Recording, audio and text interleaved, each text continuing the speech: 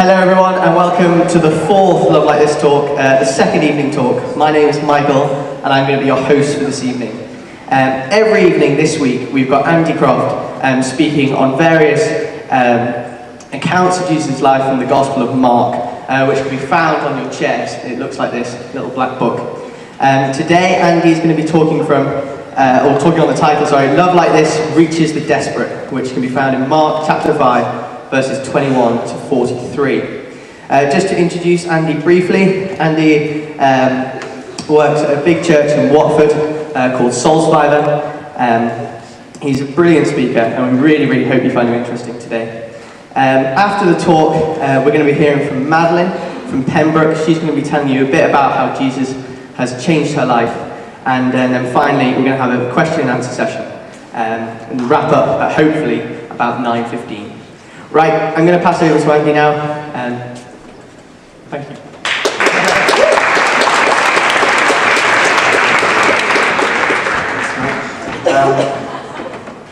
All right, good evening.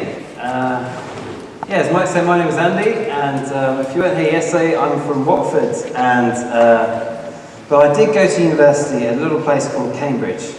So, although I am trying to win you to Christ, as the Christians put it, we are, in another sense, in a very real sense, enemies. At some point, the tension that I know we can all feel in the room already, having admitted that I went to Cambridge, is at some point going to boil over and there will be blood. But I've enjoyed, while I've been here, I'm getting a bit of a tour of the Oxford colleges and having dinner in different colleges, college halls, which I'm enjoying, and last night I was treated to Christ Church. We've been to just normal dinner at Christ Church, not even a formal hall, a normal dinner. They serve your food to you, so you just sit there and you get this 3-course meal brought to you. And apparently they do that at Lincoln as well, and maybe a few other colleges in Oxford. And I'm starting to think, how on earth did I manage to get a degree in Cambridge when I had to waste all of that time serving myself food?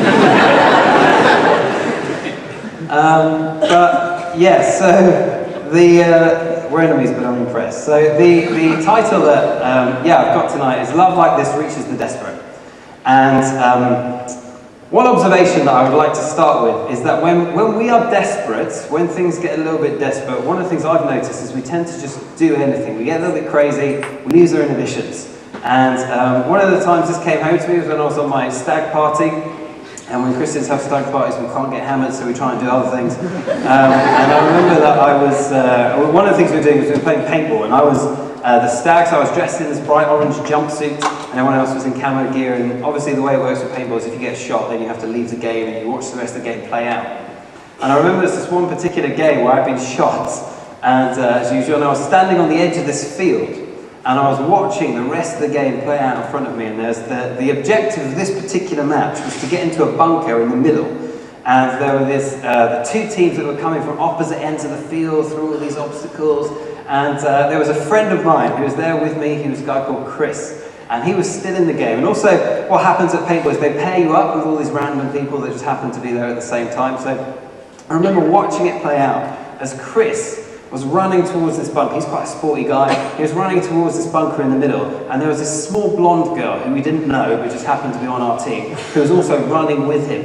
And then coming from the opposite direction were 5 guys from the opposing team. They were also running towards the bunker.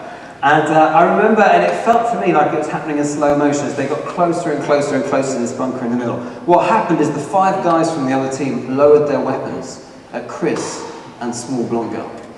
And Chris and small blonde girl, as they were running, I thought, what's Chris going to do in this situation? I was thinking, is he going to leap in front of the small blonde girl? So, run, little blonde girl, run into it. I will protect you. Right? And instead, this is what he did. I'm not making this up. Chris reached around small blonde girl, and he picked her up, and then he used her as a And so, small blonde girl, I think Chris got her backing his way into the bunker. Small blonde girl just went while everyone unloaded their paintballs on him. The thing that cracks me up about that is when he came off, he wasn't even ashamed of himself. He was actually quite pleased. And in his moment of desperation, thinking it could be me, he grabs her and he uses her instead. And there have been other occasions where I've seen people in total desperation. You feel almost embarrassed for people when they're like that. So I remember once, it's forever scarred onto my memory, when a friend of mine, when we were 15 at school, you know when you're 15 and you're in love. That's intense, isn't it? And there was a friend of mine who got dumped by his girlfriend. She was called Ruth. And I remember being in the sort of sports area at school when my friend, David, got down on his knees in front of this girl, Ruth, and he just said, "Please, Ruth, look, please, I really love you. Don't break up. I'm shouting to the world that I love you in front of all of these people." Not cool. Not cool. She just walked off. She was just humiliated. But you see all the time. People when they get desperate, they lose their inhibitions. We throw these things that otherwise most of the time we care about. We throw them out of the window, and we just behave like idiots. And I suppose if I was to ask the question, who do you think of when you think of someone who is desperate? I don't know who would come to mind. David Moyes, perhaps, or others. Maybe we might think of things that are a bit more serious. Someone who's just lost someone that they love, someone who's just been told they've got cancer, someone who's facing an exam term, and for them it's a really serious deal, it's a really big deal. There's one guy that I remember meeting, I used to live on a council estate in Watford, and I remember just going along one evening and I saw this kid sitting on a fence, sobbing. That doesn't happen very much in this estate. And I went over to him and I was just talking to him. He told me that he'd never known his dad, and his mum had died a couple of years ago. And both his older brothers were in jail, and he's being looked after by a social worker who didn't want to know. And his girlfriend who lived down the road had just dumped him. And I didn't know what to say to him, but I remember, and it stayed with me, I remember he was just sobbing, and he was talking to me, who he'd never met before, a total stranger, and he was just saying, "I just want to know that someone loves me, I just want to know that someone loves me." And I remember thinking, gosh, that's what there is underneath all of the surface that we often put up. But genuinely, usually, I'd imagine, when we think of people who are desperate, we don't think of ourselves. And maybe some of us do, maybe some of us feel like, actually, I feel like I have got a whole load of stuff that's coming up. But often, if you're anything like me, you might think of yourself. So a kid in a council estate going through all of that is a million miles away from where I am. And particularly in a place like this where, you know, often we got here because we're successful and we do things well and we're good and we're high achieving. And so to be desperate is not something that maybe we relate to or we connect to. But part of the purpose of these evening talks is to talk about, as I was saying last night, what Christianity feels like from the inside. It's that if you like come into the house and put your feet up on the couch, you just get a sense and a taste and a smell and see if it makes emotional, rational, empirical, spiritual sense. See if it tastes real. And one of the things that happens when you come into the house of Christianity, when you walk in and you sit down, one of the things that brings every person who ends up staying in the home in is desperation. It's this common sense of need. And it happens in different ways for different people. So for some people it's like snotty and messy and gross. And for other people it's just kind of like a stoic acknowledgement and admitting that, yeah, maybe I do need something. And I want to try, if I can, just for 30 minutes while you're at home with me, take you on the journey towards that place that many people go, towards a sense of maybe I do have a need, maybe I need God more than I realise. And to do that, I just want to read from part of the book of Mark, the Gospel of Mark, that talks about Jesus' life. So if you want to turn with me to page 11 and have it in front of you, then you can check whether or not I'm making it up. So in verse 21 of chapter 5, page 11, we read this story about Jesus. When Jesus had again crossed over by boat to the other side of the lake, a large crowd gathered round him while he was by the lake. Then one of the synagogue leaders named Jairus came, and when he saw Jesus, he fell at his feet. He pleaded earnestly with him, "My little daughter is dying. Please come and put your hands on her so that she will be healed and live." So Jesus went with him. A large crowd followed and pressed round him, and a woman was there who had been subject to bleeding for 12 years. She had suffered a great deal under the care of many doctors and had spent all she had. Yet instead of getting better, she grew worse. When she heard about Jesus, she came up behind him in the crowd and touched his cloak, because she thought, "If I just touch his clothes, I will be healed." Immediately her bleeding stopped, and she felt in her body that she was freed from her sufferings. At once, Jesus realized that power had gone out from him. He turned round in the crowd and asked, "Who touched my clothes?"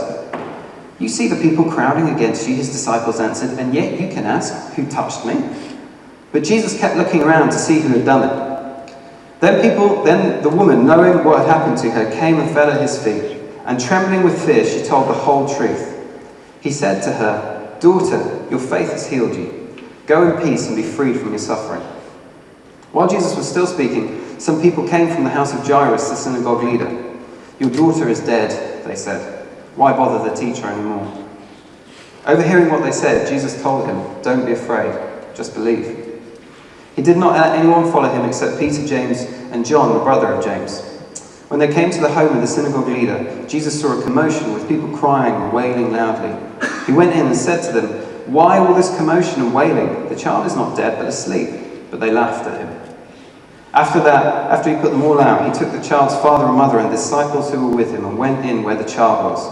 He took her by the hand and said to her, "Talitha koum," which means, "Little girl, I say to you, get up." Immediately, the girl stood up and began to walk around. She was 12 years old. At this, they were completely astonished. He gave strict orders not to let anyone know about this and told them to give her something to eat. And so they have this kind of crazy story, really, about two people that come. One, they're opposites in lots of ways. Jairus, respected guy, synagogue leader, fairly well off, you would imagine. And then there's this woman who sneaks up on Jesus in the crowd with a problem of bleeding for 12 years, which would have been a horrific thing for any woman at any time. But in that culture, in the heat and all the things that went with it also, she would have been an outcast, ceremonially unclean, they called it. So she would have been the outskirts of society. These two people from opposite ends of society, both were drawn to Jesus. And these are people that had no doubt about their need for him. They had no sort of qualms about needing to come to him for a problem that they had. And the problem that they had is a common one, which is a problem of death. And what I want to suggest tonight is that their physical condition can point us towards our spiritual condition, and the spiritual condition that the New Testament talks about every human being having. And sometimes it's not always easy to see our condition. So one of the medical problems that I have, one of the many, is occasionally I get nosebleeds, particularly if I've had a bad cold or something like that. I'll get a nosebleed and stuff. So I remember a little while ago, when I was back at Cambridge actually, I went to the doctors about this and they sent me off to the hospital to get my nose cauterised. Anyone here had their nose cauterised before? For you? Oh, you have. So they, sorry. Just relating to you, we've got so much in common. Anyway, so I went there and I walked into the hospital and I remember walking in. Any medics here? There was a few medics in this room. So they were like, I walked in and I could tell that I was all lit up because there was one proper doctor and there were all these medics. And I was like a classic nosebleed case scenario that they could, examine. So there I go in, and the doctor's obviously teaching them how do you treat a nosebleed case. So he's there talking to me about my nosebleeds, and he says, does the blood come out of the front of your nose, or does it go down the back of your throat? And there I am trying to explain. And he says, what we need to do is we need to put a camera up your nose.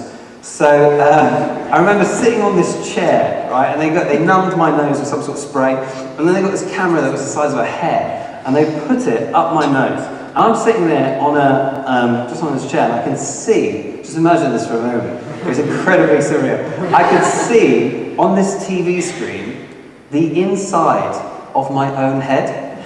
And there it is, and he's moving the camera around, and he's sort of explaining it as he goes. He says, this nodule here is a such and such, and this white streak is a streak of snot there, and like he's going right around. And then I could see that bit, that dangly bit in the back of your throat. I could see that on the TV screen, and I remember swallowing, and on the TV screen the whole thing went, doo-doo.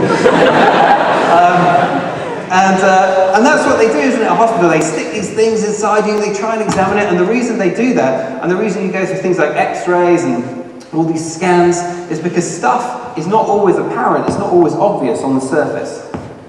And in the same way, it's a little bit like that with the thing that the New Testament shows us about ourselves. It reveals things to us. When we look at it and we look at ourselves through the lenses of the New Testament, it shows us things about ourselves that are not always obvious on the surface. One of the things that the New Testament does when we look in the mirror of the New Testament, if you like, is it shows us our spiritual state. And do you know what it says? There's this phrase in there. It says, we are dead in our sin. So it says that we are, every person, spiritually dead. Not good news. And I'm aware that, like, maybe for some of us here now, this is feeling a little bit uncomfortable. It's like, I've got a guy from Cambridge University telling me I'm spiritually dead. These two evils have come together. And like, what do? Do I put my fingers in my ears? Do I put my eyes out? Do I vomit on the person I'm next to? I don't know what to do. And that is effectively what I'm saying. I am saying, not just that you're spiritually dead, but every person is spiritually dead inside. What I'm suggesting is that maybe we're more desperate than we know. And when we look around at the world, I think we begin to see signs of it. I just want to unpack for a moment this word sin that I've already referred to be dead in sin. What does that word sin mean? And at the heart of it, surprisingly, there's lots of different angles we can look at it from, but one is relationship. It's to do with relationship.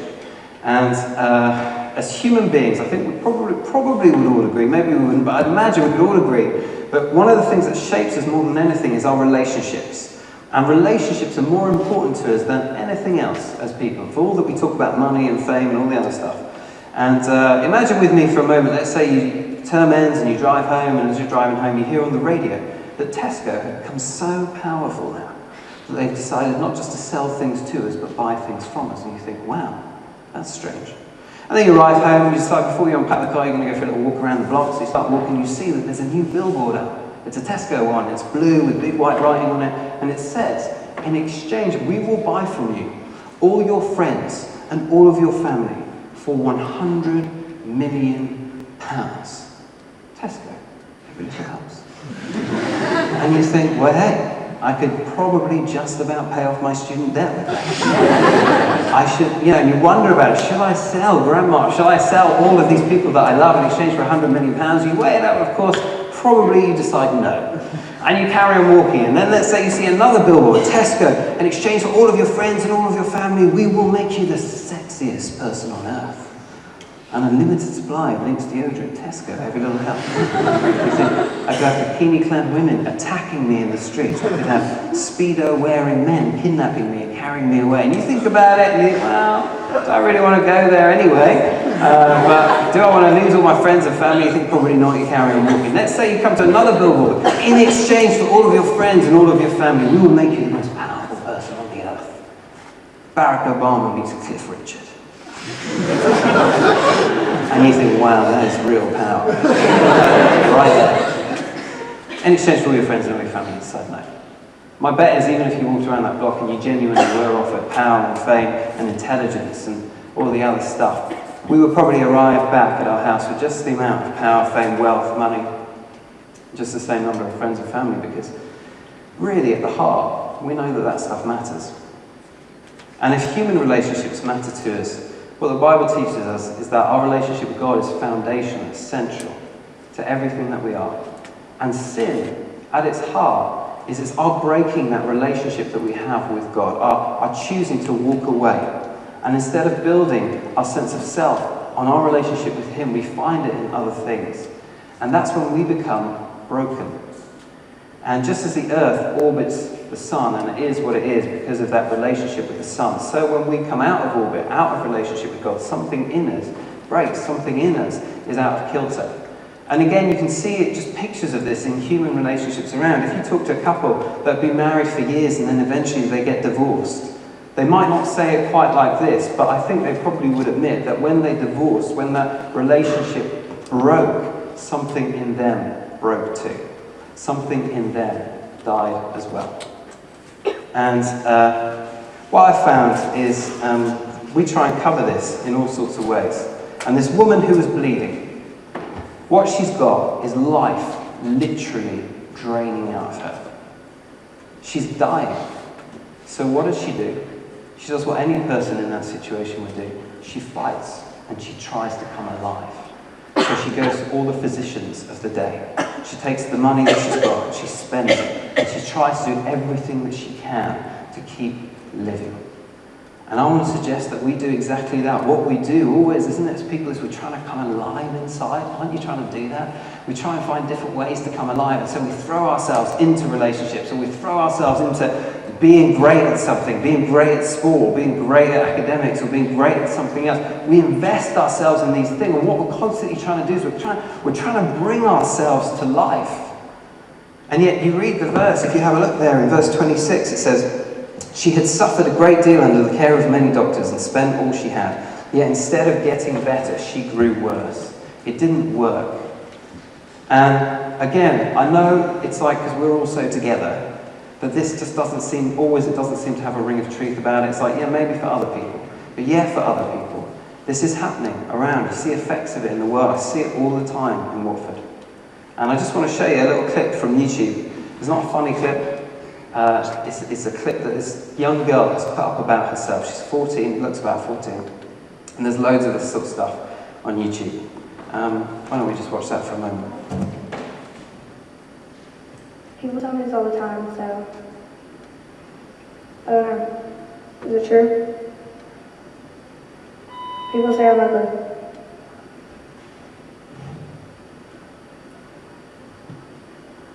So tell me, am I? People say I'm ugly. People tell me that all the time. So tell me, am I? She's 14. And what she's doing there is she's going to strangers on the internet to ask them if she's beautiful. You don't want to read the comments section that's underneath that. And what happens is we try all these different avenues to try and find life. Maybe that's not the way that we go looking for affirmation from strangers, but we try other things to bring us to life, don't we? So one would be just living completely for pleasure. You know, and of course you can do that if you want to do that, but at the end of the day, you might get to the end of your life and think, well, what's that been about? What was the point of that? For me, one of the things that I have done and I still do is I live to succeed. And I live to try and impress. And even as I give this talk, you know, there's a massive part of me that just wants to impress you. Not even caring if you believe or agree with what I'm saying, just to try and impress you. We try and find life in all these different things. And for this woman, for us, I don't think we ever manage it. And so what she decides is to admit that she can't find healing anywhere apart from maybe this guy Jesus. So she reaches out to him, to touch him. And in that moment, we read there in the scripture, in that moment, she's freed from her suffering. What might that look like for us? Part of it, and this is part of the challenge of this idea of being desperate, is it involves rather a painful admission that we do need him. And there's a friend of mine who's this incredible lady called Danielle Strickland. She works for the Salvation Army in Canada. And she's a real nuts case. She's just like, she's one of these people that like scares the heck out of you, but also you want to be around them at the same time. Anything could happen here. And she works with prostitutes and pimps and drug addicts and homeless people in this particular part of Canada. And she was telling me a story about how this businesswoman came to one of the hostels that she'd set up. This really sort of together businesswoman, wasn't a Christian. She came to see the work that Danielle was doing, just to see if she could support it in any way. And Danielle took her around the hostel and she was showing all the different things that she did. And then eventually, after seeing it all, they went into the office and they sat down together, Danielle on one side of the desk, this lady on the other. And this lady said, look, Danielle, I think what you're doing here is brilliant, I think it's fantastic, but I just don't get the Christian stuff. She said, I think, Danielle, that Christianity is a psychological crutch, I think it's an emotional crutch, and I think Christianity is for the weak. And Danielle looked at her, and she said, I am weak, you're right. And she said, Christianity isn't a crutch for me. Jesus is my whole stretcher. And this woman didn't really know how to respond to that. She was sort of get up and say goodbye. 2 o'clock in the morning, 4 days later, the phone rings. Danielle picked up, and it's this together businesswoman. And she's crying on the end of the phone. And she says, Danielle, I'm weak. I'm weak. Danielle says, it's okay. And they get together and they talk about it. They talk about Jesus. And this lady, admitting that she's weak, she gave herself to him. She gave her life to him. But no one likes to admit that they're weak. No one wants to admit that they're desperate. I understand that. I didn't want to do it either. Sometimes it's a moment, often it's a journey. But when we see Jesus also, we realise more of our own inadequacy, and I haven't had time to paint too much of a picture of him, but I'm going to be doing that over the next few nights. You see glimpses of it here. The power that he has to raise someone from the dead, to stop a problem that's been going on for 12 years. The power with one touch, but also the kindness, also the compassion. If I had that kind of power, I'd be chucking fireballs around. He brings healing. That's how he does it. And as I came to know him, one of the things that I discovered is up until that point, I thought I was alive, and I thought I was living, and I realised after a while I'd just been existing. And it's a bit like when you come out of a dark room into a bright sunlit morning, and you suddenly realise in the glare how dark it was inside. That's how I found it. But it's a difficult hump to come to realise and recognise and need that that's what it is inside the house. That's what it is inside Christianity. Welcome, my friends, to the house of the desperate. And John Wimber is a California preacher, and he talks a bit about this. He talks about the moment that just like the woman reached out for a touch of Jesus to be healed, just like that little girl experienced his touch and came back from the dead. He talks about a time when he came to know God, and the crucial moment for him where he admitted to himself and to God that he needed him, and he turned around. And this is what he says. He says, after I had studied the Bible for about 3 months, I could have passed an elementary exam on the cross. I understood that there is one God who could be known in 3 persons. I understood Jesus is fully God and fully man, and that he died on the cross for the sins of the world. But I didn't understand that I was a sinner. I thought I was a good guy. I knew I messed up here and there, but I didn't realise how serious my condition was. But one evening, around this time, Carol, which is his wife, said, I think it's time to do something about all that we've been learning. Then, as I looked on in utter amazement, she knelt down on the floor and started praying to what seemed to me to be the ceiling plaster. Oh God, she said, I am sorry for my sin. I couldn't believe it. Carol was a better person than I, yet she thought she was a sinner. I could feel her pain in the depths of her prayers. Soon she was weeping and repeating, I am sorry for my sin. There were 6 or 7 people in the room, all with their eyes closed. I looked at them, and then it hit me. They've all prayed this prayer too. I started sweating bullets. I thought I was going to die. The perspiration ran down my face, and I thought, I'm not going to do this. This is dumb. I'm a good guy. Then it struck me. Carol wasn't praying to the plaster. She was praying to a person, to a God who could hear her. In comparison to him, she knew she was a sinner in need of forgiveness. In a flash, the cross made personal sense to me. Suddenly I knew something that I'd never known before. I had hurt God. He loved me, and in his love for me, he sent Jesus. But I had turned away from that love. I had shunned it all of my life. I was a sinner, desperately in need of the cross. Then I too was kneeling on the floor, sobbing, nose running, eyes watering, every square inch of my flesh perspiring. I had this overwhelming sense that I was talking with someone who had been with me all my life, but whom I had failed to recognize. Like Carol, I began talking to the living God, telling him that I was a sinner, but the only words I could say aloud were, oh God, oh God. I knew something revolutionary was going on inside of me. I thought, I hope this works because I'm making a complete fool of myself. Then the Lord brought to mind a man that I had seen in Los Angeles a number of years before. He was wearing a sign that said, I'm a fool for Christ, who's fooling you. I thought at the time, that's the most stupid thing I've ever seen. But as I kneeled on the floor, I realised the truth of that strange sign. That night, I knelt at the cross and believed in Jesus. I've been a fool for Christ ever since. Any notion that we can reach out and touch God and come alive inside just sounds too good to be true, doesn't it? It just sounds like a fairy tale. This guy Jesus is real. This book that you have about him is a document that was written not long after he died and came to life.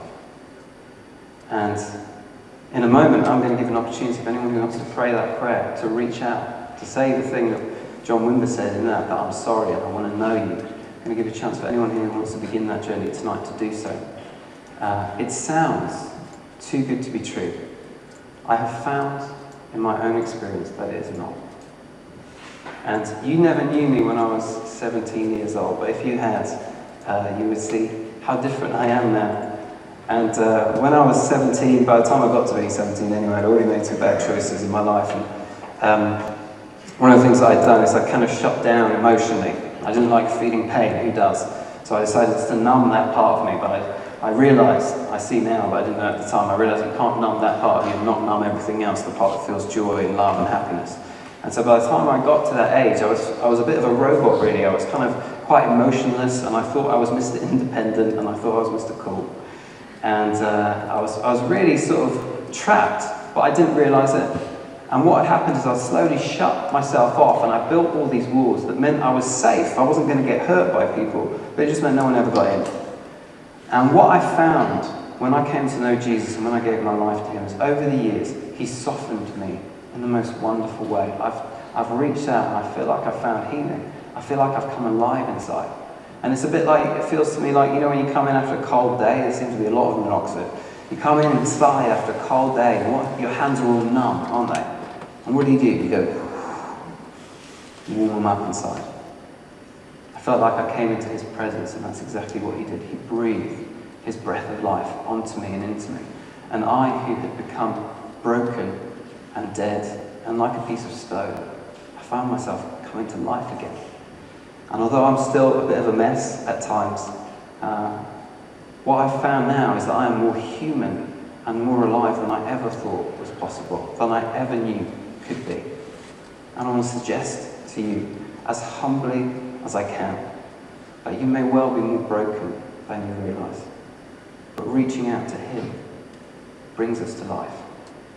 As C.S. Lewis put it, the world is a great sculpture's workshop, full of stone statues. And there's a rumour going around that some of the statues are starting to come to life. The truth of the gospel, and the word gospel just means good news. To quote one guy, Tim Keller, and I finish with this. The gospel is this: we are more sinful and flawed in ourselves than we ever dared believe, and yet at the very same time, we are more loved and accepted in Jesus Christ than we ever dared hope. That's it. That's what it is to be on the inside. And in a moment, Madeline's going to come and share her story for a few minutes. But I just want to give an opportunity for anyone here, and maybe you don't want to pray this, of course I understand that. Maybe you just want to come back to the lunchtime talks tomorrow or to the evening tomorrow, and you'd be really welcome to come and explore it further. But for anyone here, you feel like you want to start this relationship with God. You want to reach out, you want to get to know him. I'm going to pray a prayer now. And it's not a particular formula, it's just sometimes it helps if someone gives you the words. And in your heart, I want you to pray along with me. And then at the end, so we know who you are, I'm just going to ask you to tick the little box that says, I want to follow Jesus. And just let us know that you prayed that prayer tonight. And then what we'll do is we'll come and find you and we will take your money. I think I'm joking. I am joking. No, we'll just come and find you and we'll get to know you. Why don't you close your eyes with me? You don't have to pray the prayer if you close your eyes. Why don't you just close your eyes with me for a moment? If you want to give your life to God, just echo this prayer in your heart. Lord Jesus, I thank you for all that I've been hearing about you. And I want to say right now, in this moment, that I'm so sorry for my sin, for my selfishness. I recognize that I'm broken.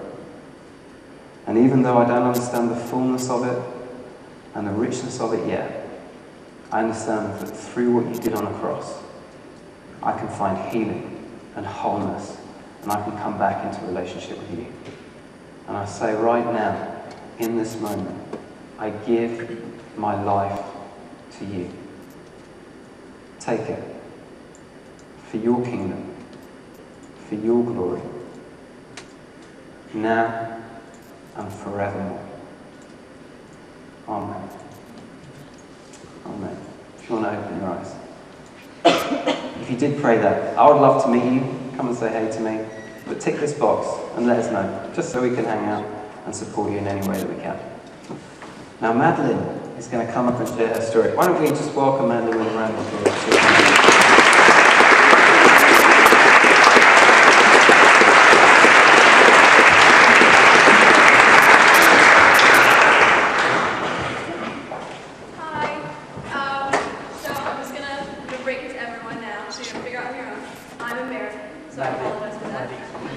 Is it not turned on?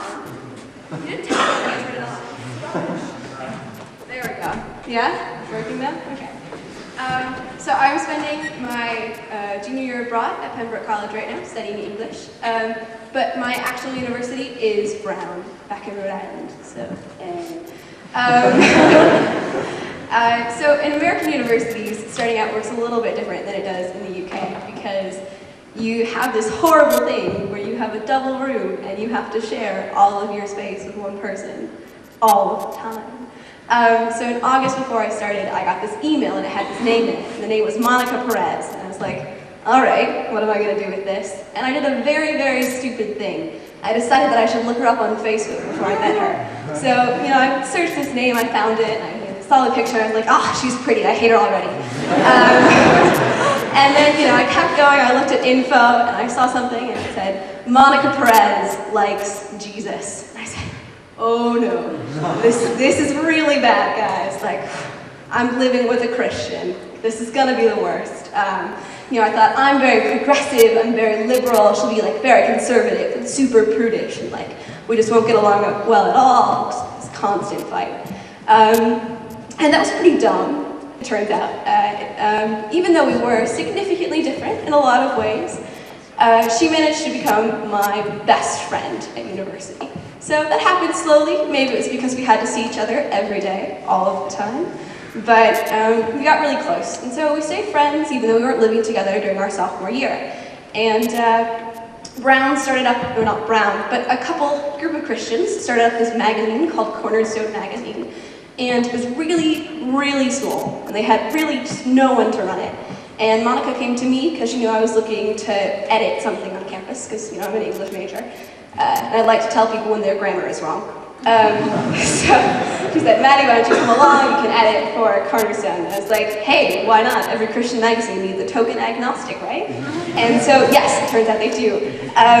So I went to these meetings on Sunday nights, and they were so strange. It was like this group of people sitting around a table praying. And I was like, what are they doing? Like, it's a magazine. Like, we're supposed to be talking about, like, I don't know, words or something. What's the prayer? I don't get it.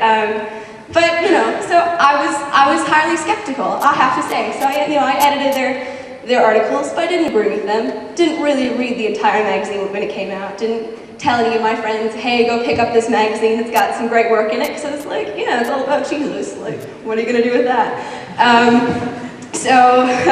Anyways, then I left Brown and I came here to Oxford. And I remember being at the activities fair, like the Pembroke Activities Fair, and it was dismally small.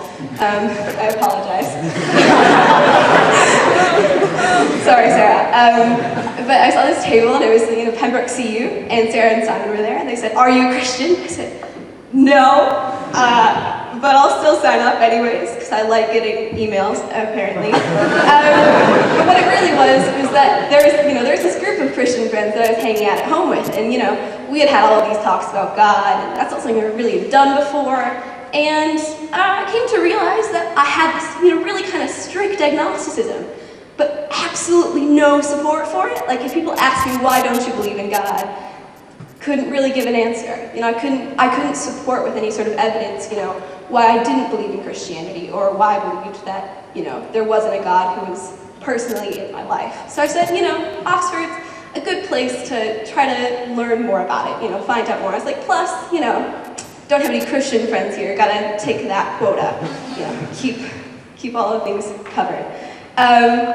So then I just, I showed up to some prayer breakfasts, and I went to church a couple times, and I think I read Luke's Gospel, because I was going to all those Friday lunchtime talks, and those were really good. And so I started to think to myself, I was like, Christianity, it really makes a lot of sense. So intellectually, I said, okay, I can see how this works. I can see how Jesus died on the cross. I can see, I get it. I get the system. But it still felt very impersonal. So I guess I believed in a God, but it was all just kind of intellectual. I didn't really feel like he was a force that was acting in my life, like he was there on a day-to-day basis, or if I prayed that he would, hear me. So then during vacation, I went to Paris, which should be like a really great experience because, Americans in Paris, it's a good time. We love Europe, we love being ruined by it and such, if you read those Victorian novels. So I was meeting one of my friends from Brown who was studying abroad, and we're notoriously bad at planning things. So I get off this bus for like 8 hours, get some like mini mall in Paris. I don't know where the bus stopped at the mini mall. But he then told me to go to some metro station all the way across town. So I get there and I'm waiting and he's not there. And so I was like, okay, well, I'll just go wander the streets trying to find a Wi-Fi. I can find a McDonald's or something. Just, wasn't working out for me. There's no Wi-Fi. What is this nasty, uncivilized place? There's no free Wi-Fi for me to get. Even London isn't like this, come on. So then through kind of a series of mishaps, and by now it's very dark. I don't speak any French, naturally. So I found myself at an internet cafe. But cafe is a little bit too nice a word to put on it. It was like a small room covered in dirt with 2 phone boxes and 3 tiny computers. So I tried to call him, couldn't figure out the French number system, got some man saying bonjour, bonjour a number of times, and that has never sounded more terrifying.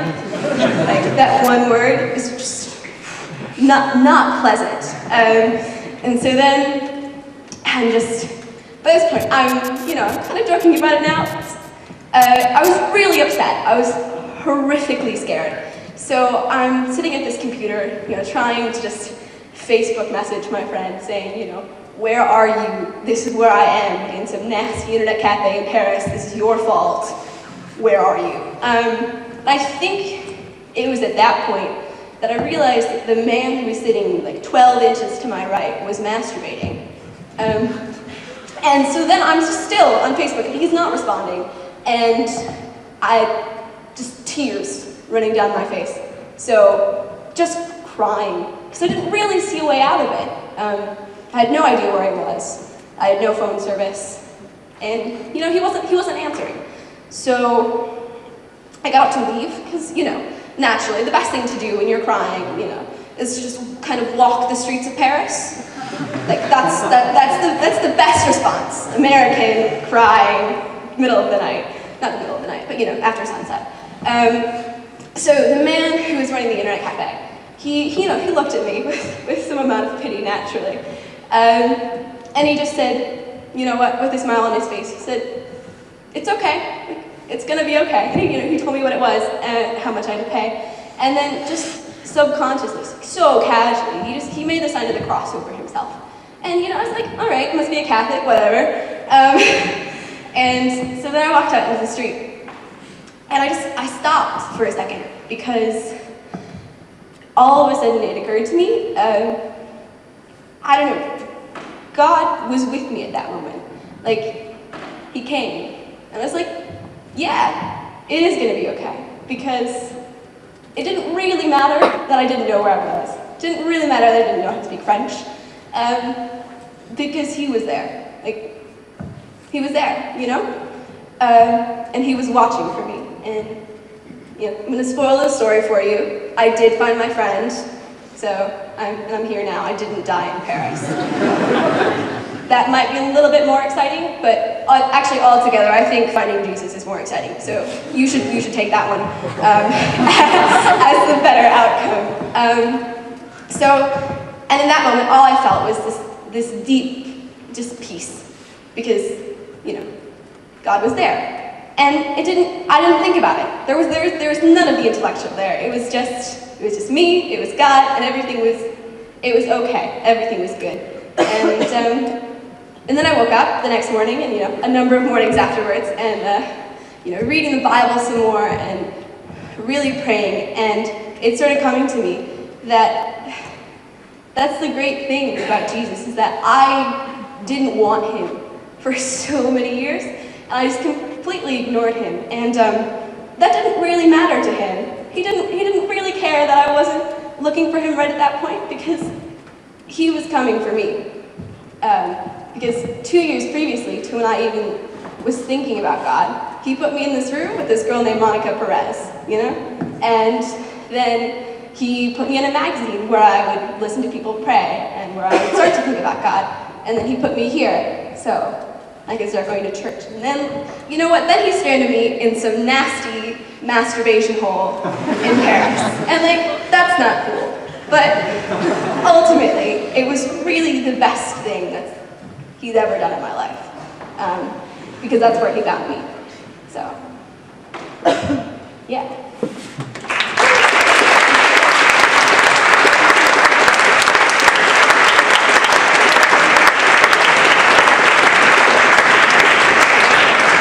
Thanks very much, Madeline. Just a reminder to everyone about the number. Please do get out your phones during the next couple of minutes. If you've got any questions at all, text them in, because we're going to start our question and answer session in a couple of minutes' time.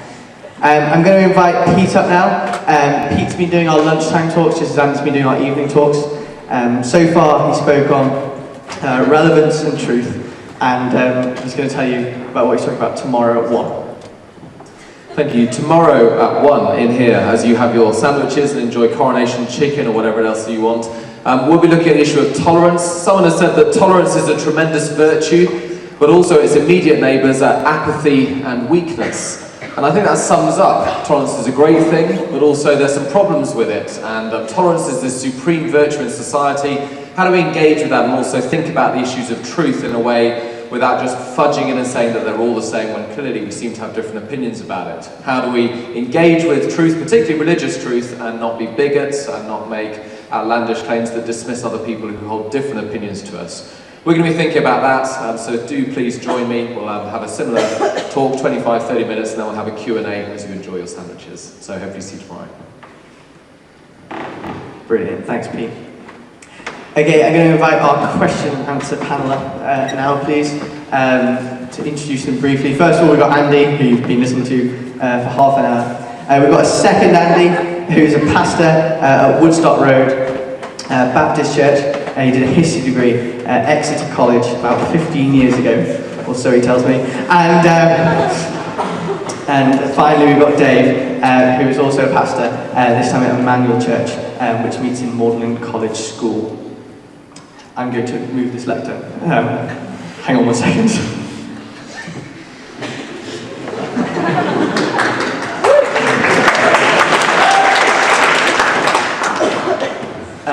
Can we have the first question, please? If sin doesn't hurt anyone, why is it so bad? Sometimes, actually, it's quite fun.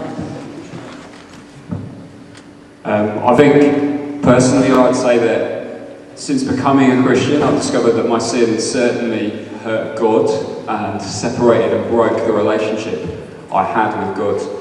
So I'd say that'd be my simplest form of the answer. And also, even outside of a Christian perspective, I think, without trying to sound condescending, but looking back on my own life, there's been times when I've certainly looked back and thought things were fun at the time that I knew were wrong at the time as well, but then looking back, really discovered how they hurt me later on. Brilliant. Next question, please. Why does God have a problem with me not being alive on the inside? Even if I am incomplete somehow, why does my sin have anything to do with God? Yeah, it's a good question. I think essentially sin is living in God's world and ignoring God. It's that sense of God's given us so many good things. Andy's been talking about the relationships that we have, the intellectual abilities that we have, the fun that we have. To be honest, if somebody gives me all that and I ignore them, that's pretty bad, really. That's just not what I'm made for. And so sin's got everything to do with God. Sin's essentially receiving loads of good things from God and ignoring Him and not giving thanks to Him for it. And so I think the essence of sin is just that we have a broken relationship with God that's our fault. And so I think sin has everything to do with God, actually. And also I'd just add that I don't think it's that he thinks that we're inadequate in any way. It's just why would, if you imagine you have a kid or something, you'd want them to be alive on the inside, wouldn't you? You'd want them to have a wholeness of life and fullness of life. And I think that's one of the things that he wants to bring us into as well. So I think it's because he cares for us that he has a problem with it. It's just a thought, yeah. Brilliant. Next question, please. What is it that most convinces you that you are a sinner?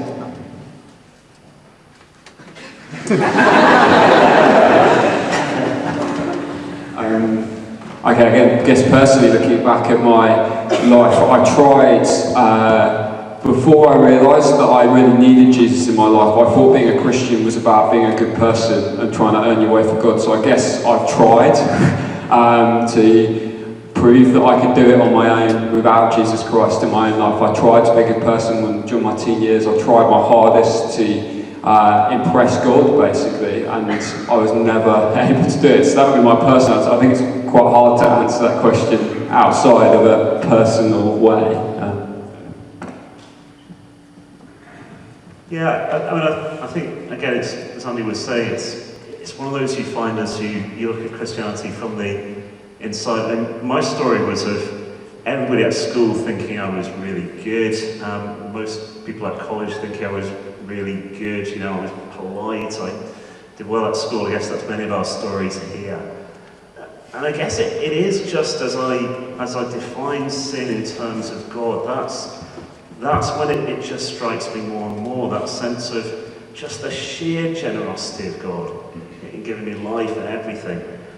And just how little I think about him, how much I want my own way in life, how much he gives me good instructions on how to live, and I think I know better. But even as a Christian minister, that's still my story so much of the time. And so it's as I've defined sin more and more in terms of there's a good, loving God I've not loved as much as I should. I think that's what convinced me I'm a sinner.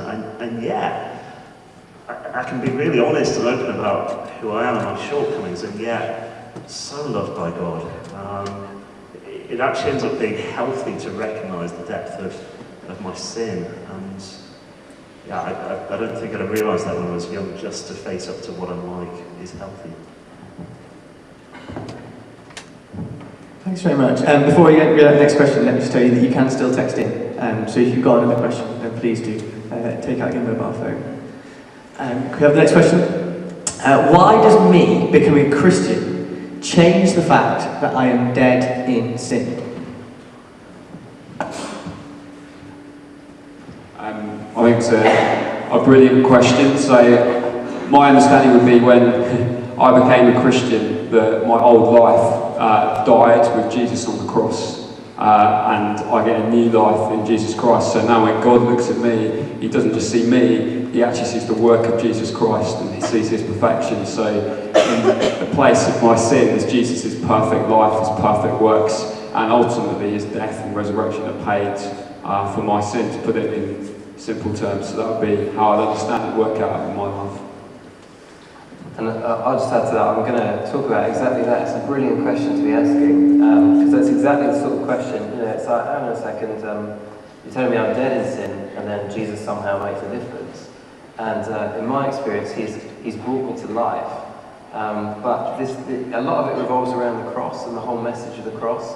And I don't want to give like a 2-second summary of that. But if you want to chat about it, maybe come and grab me afterwards.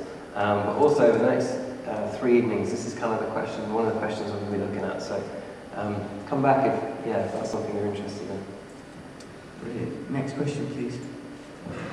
Is this Jesus story not about Jesus saving us from literal rather than spiritual death? If so, why do Christians still die?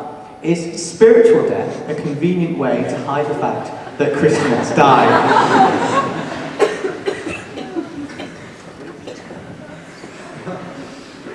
It's great, by the way. When I was a student 15 years ago, mobiles were the sort of size of bricks and about 2 people had them, so this is really exciting. I think the New Testament is pretty clear that the expectation is that Christians will physically die. I don't think that's a particular secret. I think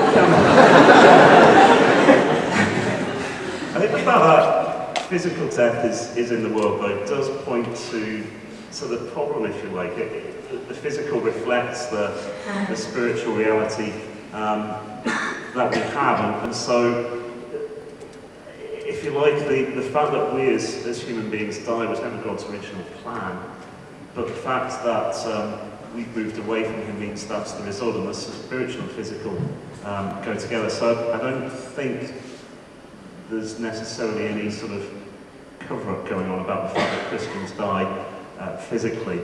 It's just reflective of a deeper spiritual issue. And I'll just add to that, again, part of the Christian story that we'll look at in the next couple of nights is this thing of the resurrection, and the fact that it's absolutely right. The gospel is more than only about the spiritual side of life, it's also very much about the physical side of life, and the fact that God not only heals us and brings us alive physically, spiritually, but also physically. And so Christians, although we are going to die, although it'd be quite a good selling point if I could say you're not ever going to die. Although we are going to die, there is this concrete hope in the resurrection, and that's the picture that we get in Jesus. Him going through a physical death, but then being raised to life again by God. And one of the things that we believe is that because of that, we have concrete hope that we too will be raised to life. And I know that maybe if you're not a Christian, that sounds quite fanciful. That's again why I might encourage you, if you have a chance, to come to some of the talks that Pete will be doing at lunchtime, where he's going to be kind of unpacking the foundations of the faith. And also come back in the next couple of nights if you're interested. Or come and grab one of us again afterwards if you want to. Brilliant. If Christianity is a psychological crutch, doesn't that prove that it's something that humans have made up to deal with the meaninglessness of life and suffering? It's a good question. I think when you think and look at the kind of historical way that Christianity forms, I think people would have gone to an awful lot of effort to make this crutch up, and I don't think you'd have made it up in this way if you were going to make something up. So you think of the breadth of the Bible, the length of time that it's been developed over, you think of the life that Jesus' disciples lived. Most of them died martyrs' death defending this truth. So for me, it's just, as you unpack all this evidence, and again, really I'd encourage you to be coming to the other talks, because more of this evidence will be looked at and talked about. I just find it hard to believe that it was just invented as a crutch. And personally, as Jesus has come into my life and I've got to know Him, I've experienced that to be real and true in my own life.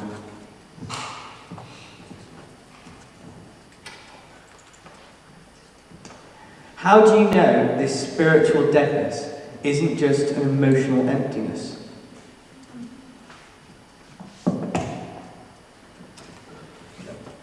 I think the spiritual deadness has two components.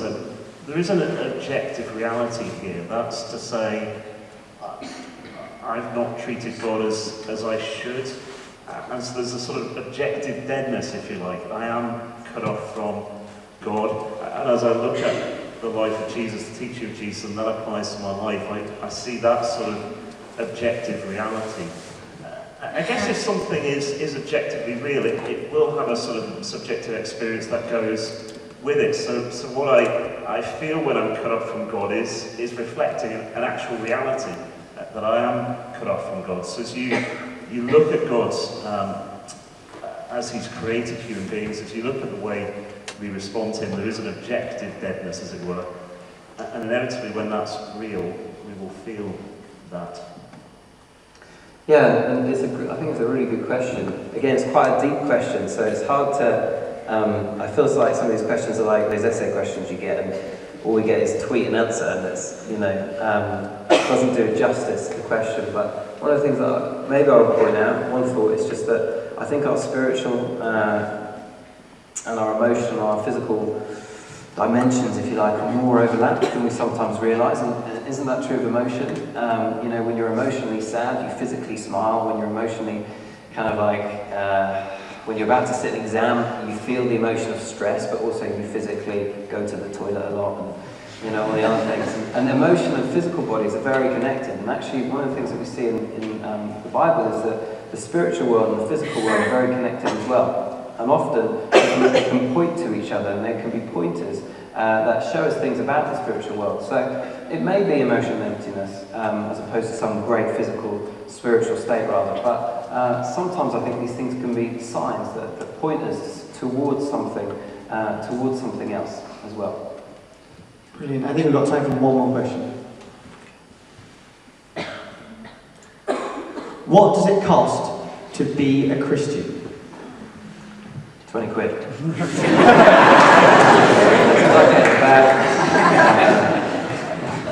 Sorry, mate, you go.